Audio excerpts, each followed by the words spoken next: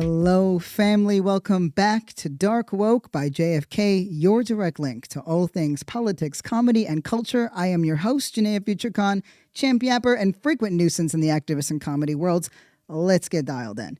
Just before we jump, Dark Woke is a self-funded, self-produced show. We're on Patreon/Dark Woke. I am so grateful for all the support and for you just taking the time to listen. Just a quick note. Don't worry for those who are already on the Patreon and everything else. The link is the same. I'm just trying to put everything under the same umbrella. Now, into the business. This was one of those weekends where there simply was too much going on. I had to spread it out. We just got to jump into it. Let's get into the Grammys. This feels like a good place to start. Oh, listen. Beyonce won Album of the Year. Let me just get a little cold one in there. Yeah. What? Am I wearing a cowboy hat? Me? I am wearing a cowboy hat. It felt appropriate. But I just want us to think about this for a minute. Beyonce won Album of the Year. Gaga, right? Lady Gaga has gone back to her roots, right? Which is vaguely Catholic and queer loving. It's 2009, bitch. You hear what I'm saying? It's 2009. The earth is healing. Let's fucking go. You know what? In that universe, maybe Kamala won. And then everything would have been fine, right? Everything would have been fine. Also, we got to take a minute because it is motherfucking Black History Month. It's Merry Black Christmas, everyone. Enjoy it. It will likely be our last one for a while. I got to tell you something. It's corny, right? We all know the months and the days and the whatever. It's corny, but that's our shit. And I'm going to fight for our corny shit. If they touch it, break their fingers. I'm like, oh, I did take this for granted a little bit. I took it for granted. I was like, yeah, this has just happened. And no, we took it for granted. And this is not about fighting to get back to where we were. We know this. This is about fighting to get to where we need to be. And that is our mandate for the next 4 years and for the rest of our lives. Anyway, a little bit more about the Grams, right? They went back to live performances, which I thought was everything was it was such a great choice. You could almost forget about hills on fires and planes plummeting from the skies. I saw Gen Z's Imagine Dragons, a little guy named Benson Boone just hopping around. It was nice. Doechii, bodied.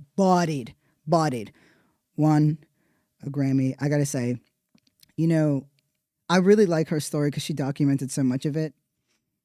Start it. Whatever it is, start it. Doesn't matter how slow you go. Start it and stick to it. We've talked about this. You've got shit that you want to do, shit that you want to start. Start it. You got time. You haven't lost time. You have time, but don't take time. Does that make sense? Okay. Beyonce also won Country Album of the Year. They were like, I feel like the Grammys were like, shit, we gotta, we did her dirty. We don't want a black riot on our hands. You know what I mean? We don't want just angry nignogs. They saw what Kendrick Lamar did to Drake. He won Record of the Year. He walked away with 5 Grammys. And I just want to say, this is a huge moment for angry little nignogs everywhere. We matter. We matter. We might barely clear the mic, but we're dangerous. We are dangerous and we matter. But what an ode to hating things or hating someone truly. I think we forgot that the purest art or beliefs are fine, right? Values, fine. Convictions means you went through some shit. You fought for it. It's time for us to be proud of our politics and proud of hating the right things for the right reasons. I just need that energy back. Bring back those subcultures. It's 2009, bitch. Anyway, there was a really beautiful Quincy Jones tribute, which, Cynthia Erivo just sang. I don't know if there's a voice as good as hers out there. You know what I mean? In the world right now. Herbie Hancock was there. Will Smith, I was reminded, I was like, oh yeah, right. He's not allowed at the Oscars. But honestly, he slapped an entire revival into Chris Rock's career. Rock should be thanking him, honestly. But on the side here or there, I might have had too many buds. Too many is 1.5. I just want to be really clear about that. I so want to be thought of as this like fun, loose guy. I'm just not. I said 1.5, but the other one is more than a half full. Anyway, back into it. And then, of course, Chappell Roan won Best New Artist.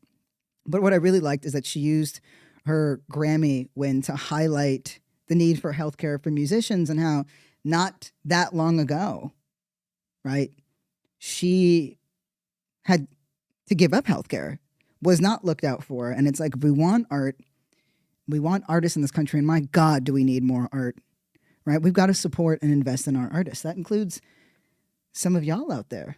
I be seeing what you're doing. Anyway, I did want to bring up one thing really quickly. Men are not okay right now. Something happened to them over the weekend. It's very substantial. I don't know if all my non-sportsing buddies, my little non-sportsing family listens to the show, understands the significance of the Luka trade. It's significant. Like, I want to translate this in terms that the queers will understand. The men are reeling, but honestly, something had to happen to y'all. Like, you've had record wins. like men have had record wins this year. That's gone on for 12 years at this point. Record wins, a sweep, one could call it, a sweep. So something had to be taken. Okay. Imagine, right? I read this somewhere. It was quite funny. Imagine that at the height of Destiny's Child, right?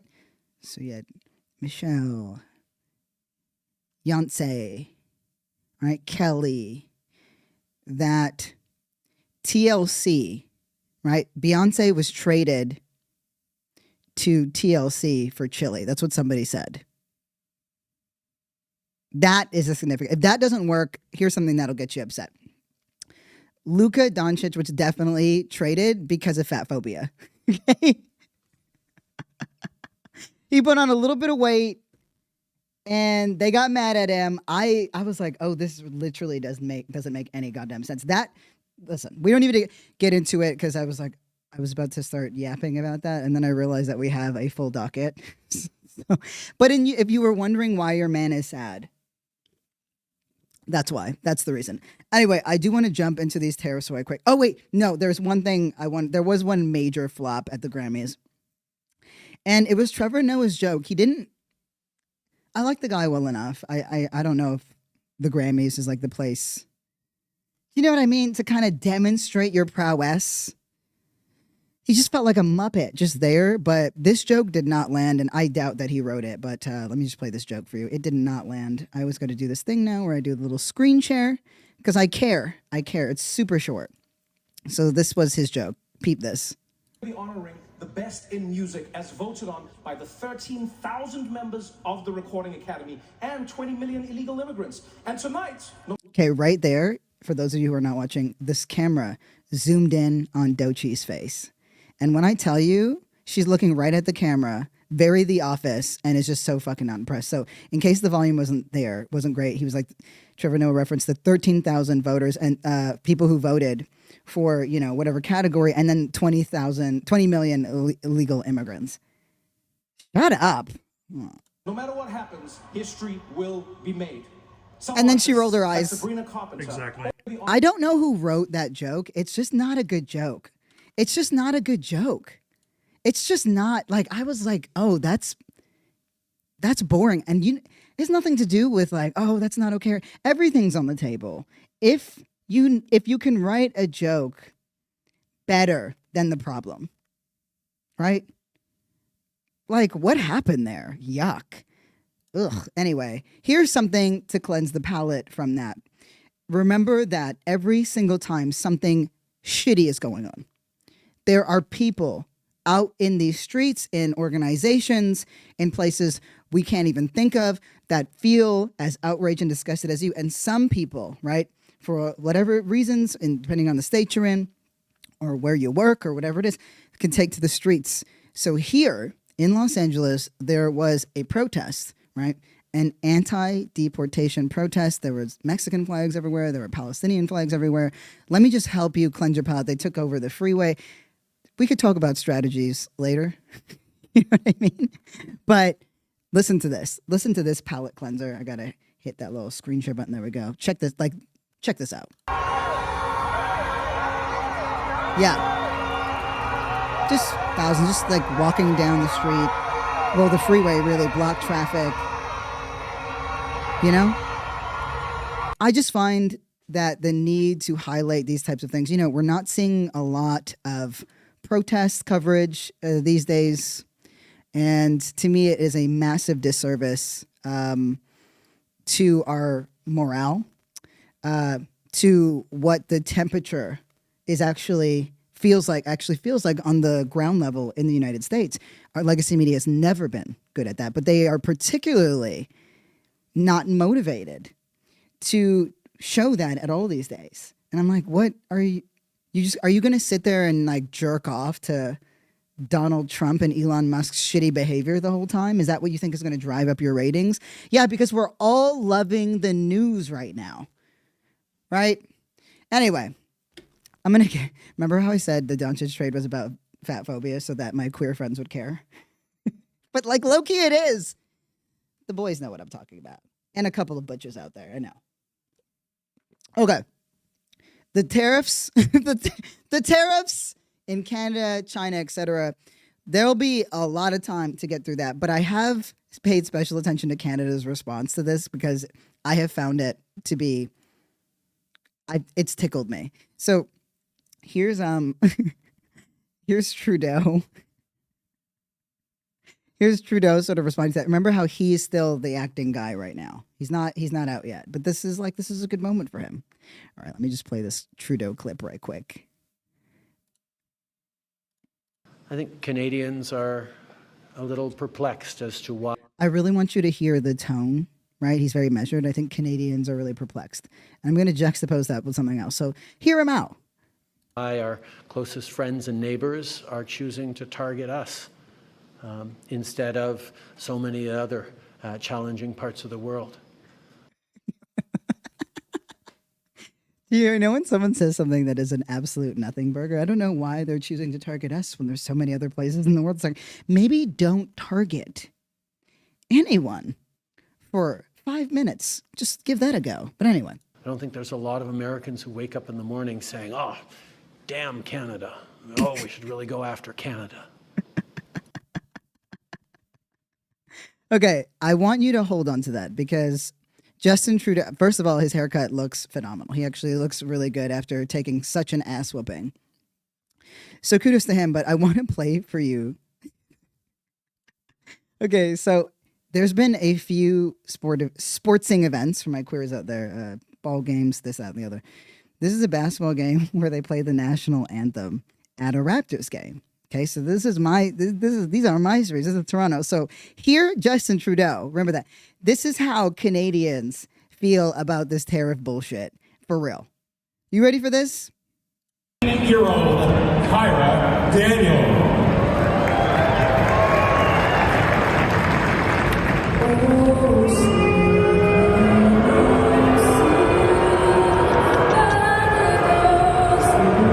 They didn't slow down.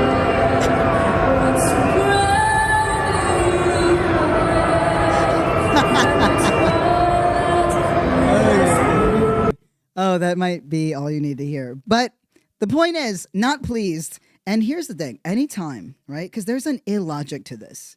There's an illogic to this in terms of what Donald Trump promised that he would bring out. At some point, we are gonna have to get into political commentary. We're at that point in the show. But my thing is this, right? Anytime that there is something going on in that government that is not immediately clear, right? It seems irrational or illogical for whatever reason. It is because there are a small handful of very, very greedy men, right? Just think of just gout, just whatever, right? Who stand to make a fuck ton of money They will ruin the economy. They'll tank it. It doesn't matter. And then when Americans become outraged enough, they'll reverse those tariffs. They'll just end the tariffs. And those dickheads will fly off on their golden parachutes and leave regular, everyday Americans to pick up the pieces of their lives, right? Like, what are we going to do? Like, to explain the economics of tariffs to people who believe that DEI is the thing crashing planes and setting hills on fire, right? Like, workplace diversity ruined your fucking life. Loser. Like, the idea of having to explain how economy works, right? I'm like, no, I don't want to do that. You read Capital and Ideology. You know what I mean? You read Rutger Brennan. Simple bitch. But anyway, I will be explaining those things. And we do have to explain them no matter how upset I am. And I'm very upset right now. Yep, I had to truncate some words there. And I'm still wearing the hat. It turns out that a cowboy hat gives you a lot of sass. I'm feeling very sassy right now. I did want to add some good news, some more good news before we get into the annoying thing.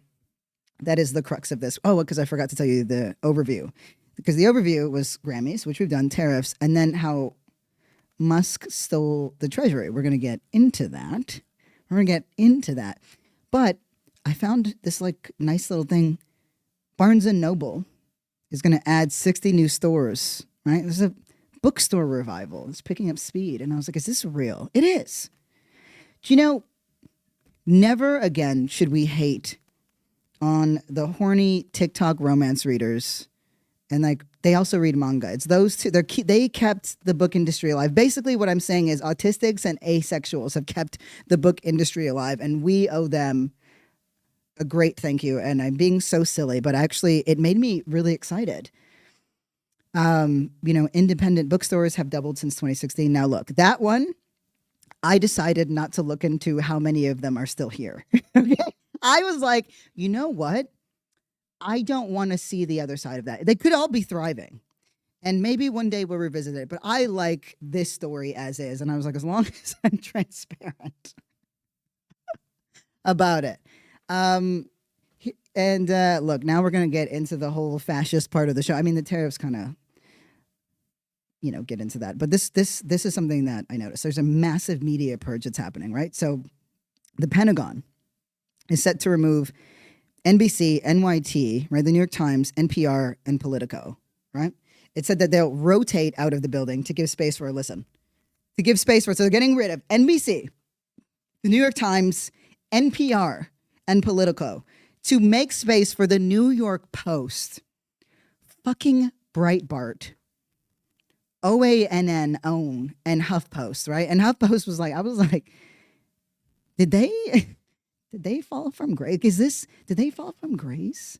Honest to God, this ragtag grouping of shit writers, this is a worse downgrade than Light Skin Aunt Viv. This is a worse downgrade than Light Skin Aunt Viv. This is like 1933. You know what I mean? Like, it's like, cause, we sit here and we're just like, oh, well, yeah, but NYT does this and NYT does that. It's true. All of these legacy media institutions, they all have things that we should have criticisms of all of these institutions for sure. Right. But that doesn't mean that there wasn't some baseline for journalism, journalistic integrity, whatever. And we're seeing the very serious drawback of not having that structure. I personally never got used to Light and Viv, but whatever. I want to be clear about something though. This has everything to do with controlling the narrative and controlling the story. That's why any of those publications, right?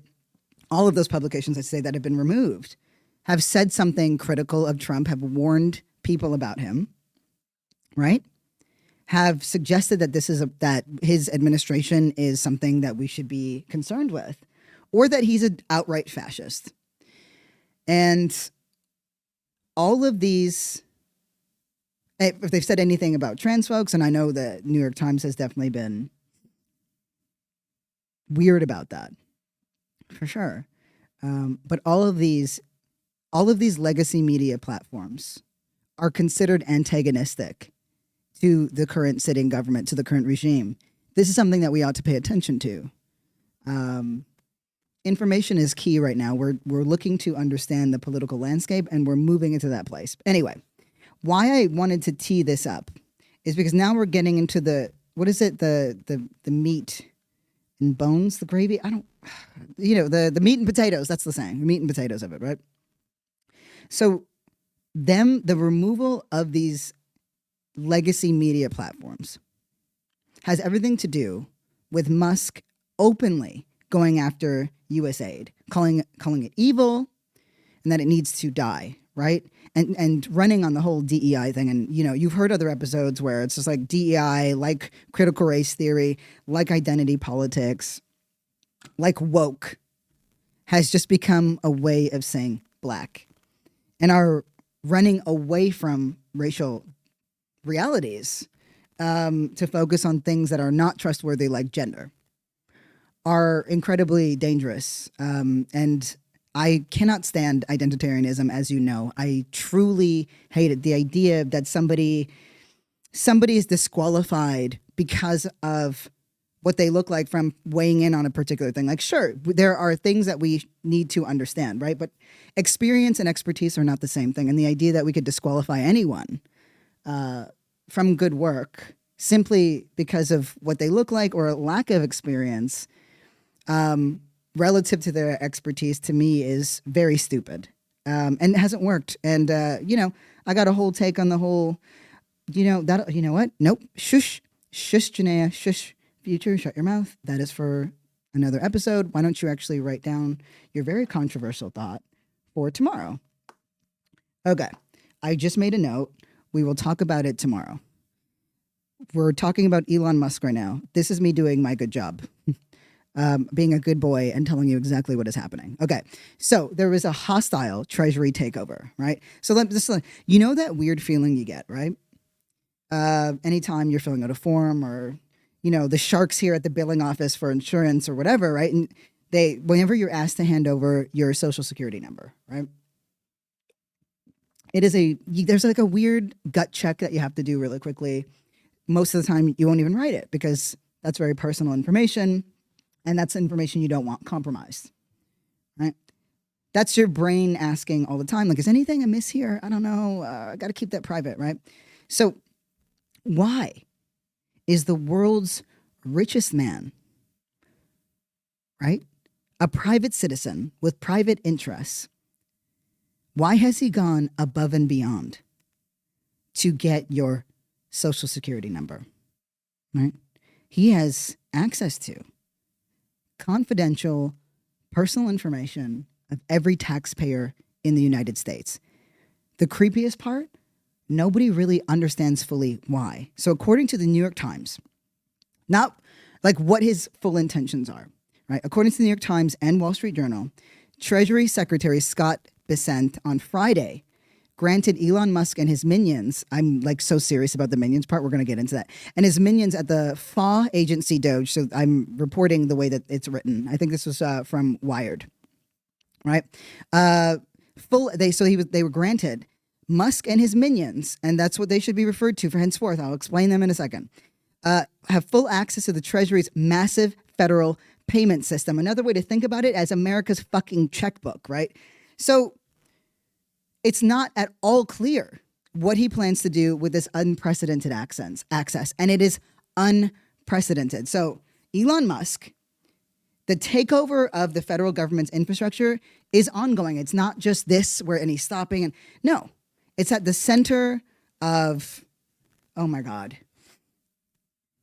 It's the crux of the work that these engineers are doing. That those minions, I can't believe can't believe this is okay. A lot of these guys, young men, have come from Peter Theil, right? So Wired has identified 6 young men, right? All apparently between the ages of 19 and 24. This is one of the most unifying things in the country, dare say in the world. Can you think of a more annoying population to be around than that? Young men 19 to 24, awesome at a fucking bar. My God, what a good time. What a good time. As long as you are with a group of people with drink covers. Because these are not regular 19 to 24-year-old young men. These are the kind of young men that everybody fucking hates. Right? The kind that somebody like Peter Theil, elitist, 19 to 24-year-old men, right? So these 6 young men between the ages of 19 and 24, according to public databases, right, their online presences and other records, they have little to no government experience and are now playing critical roles in Musk's Doge project, right? That's the Department of Government Efficiency. You know that is a fake entity, right? And they're tasked with the executive order of, quote, modernizing federal technology and software to maximize governmental efficiency and productivity. So not only is Musk fingering our federal information, so are these guys. Yuck, right? Just kids, but not innocent kids. I don't know them at all. I don't. And like, oh my God. And like, I'm trying to imagine this group of dudes and who is around, Nick Fuentes and this, who they follow, who Barron Trump listens to, fucking losers like Aiden Ross, right? Oh, Sneeko.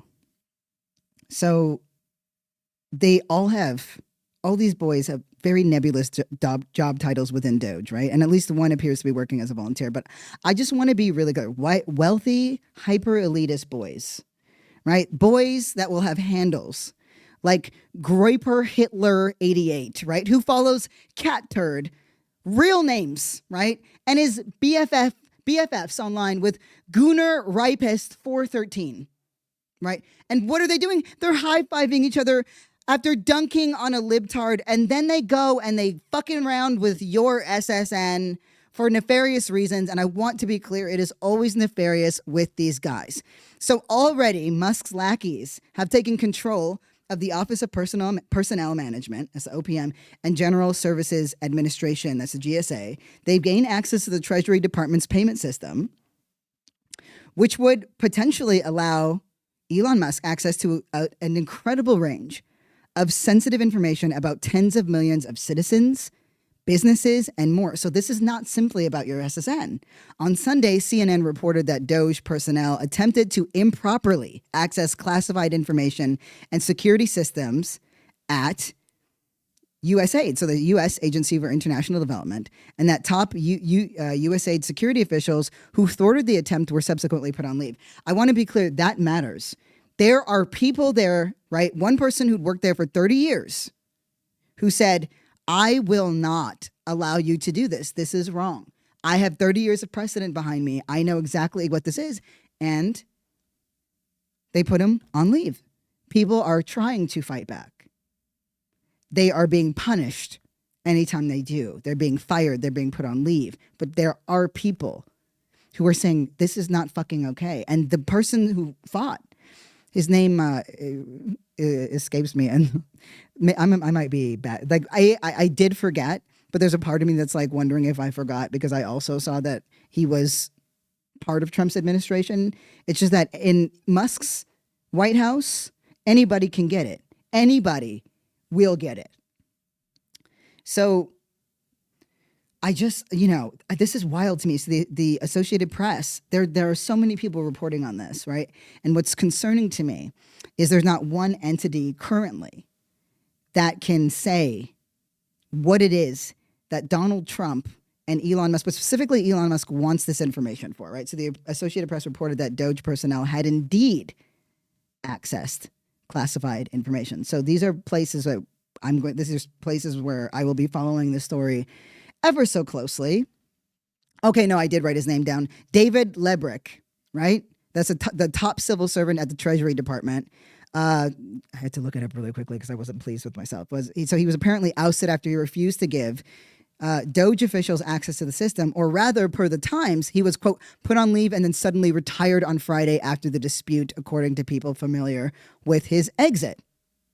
He'd worked at Treasury for 3 decades and had been the Trump-named acting Treasury Secretary until Bessent was confirmed by the Senate on Monday. So David Lebrick. Okay, no, I did. I got them a little bit. There's 2 of them, right? So Lebrick is the one who pushed back. And according to one person familiar with the department, Trump-affiliated employees had previously asked about Treasury's. I thought it was like the Treasury, but it's just Treasury, which sounds gangster, but is weird to read out loud. But anyway, had previously asked about Treasury's ability to stop payments, but Lebrick's pushback was, "We don't do that." The person said. So that's significant. We don't stop payments.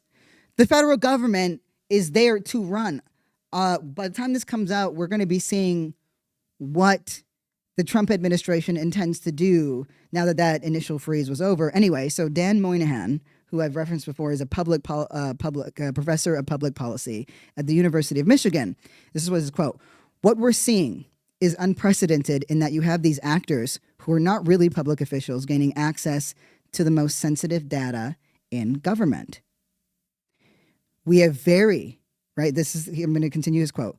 We really have very little eyes on what's going on. Congress has no ability to really intervene and monitor what's happening because these aren't really accountable public officials. So this feels like the hostile takeover of the machinery of governments by the richest man in the world." Right. So,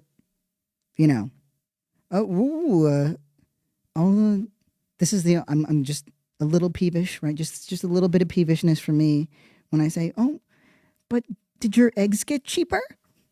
Remember when you threw all the transsexuals and whatever into the meat grinder so you could get cheaper eggs? Did you get it?"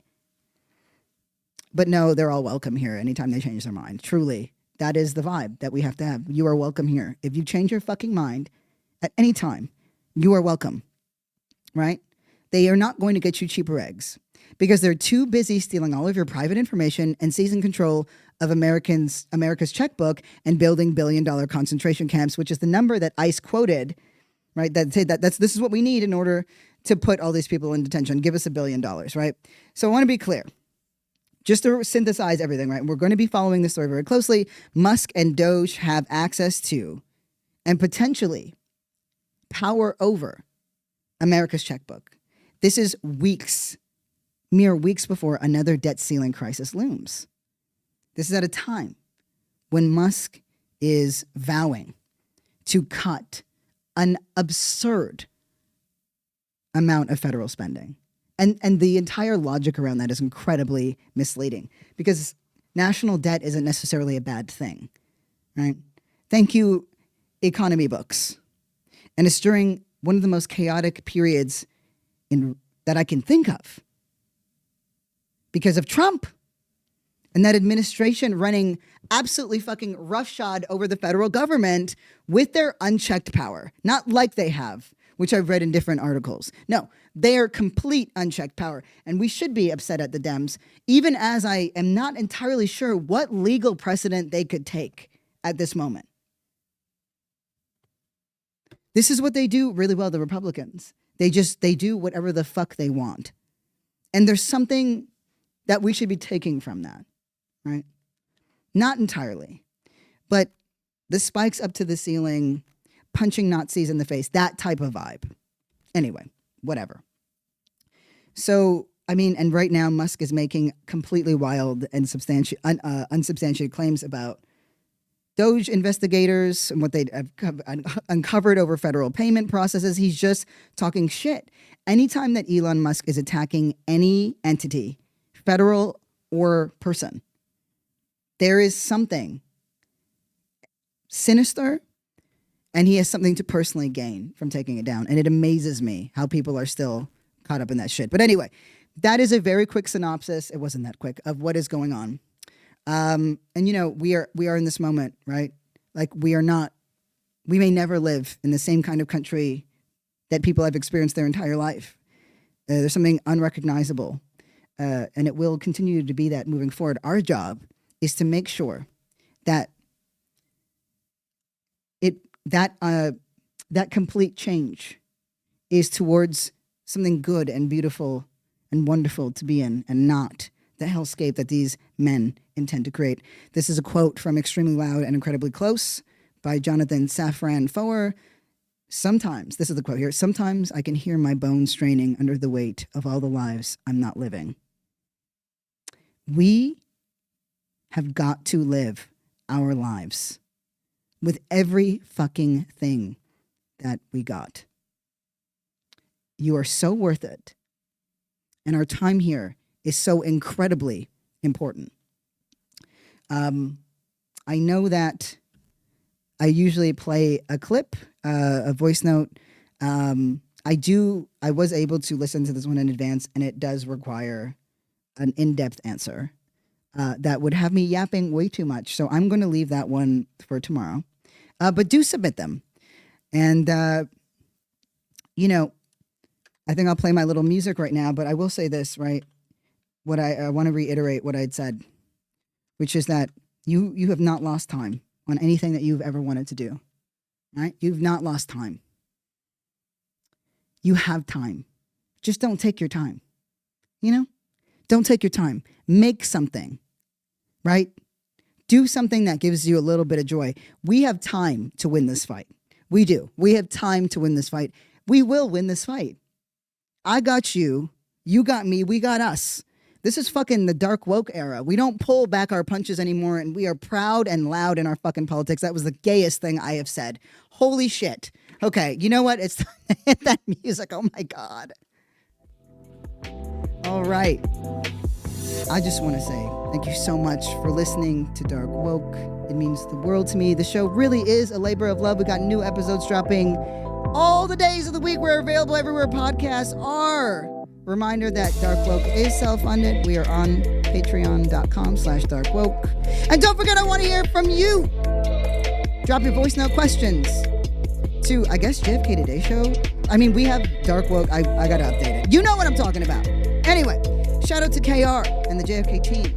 And shout out to you, the listeners that make it all possible. Love you.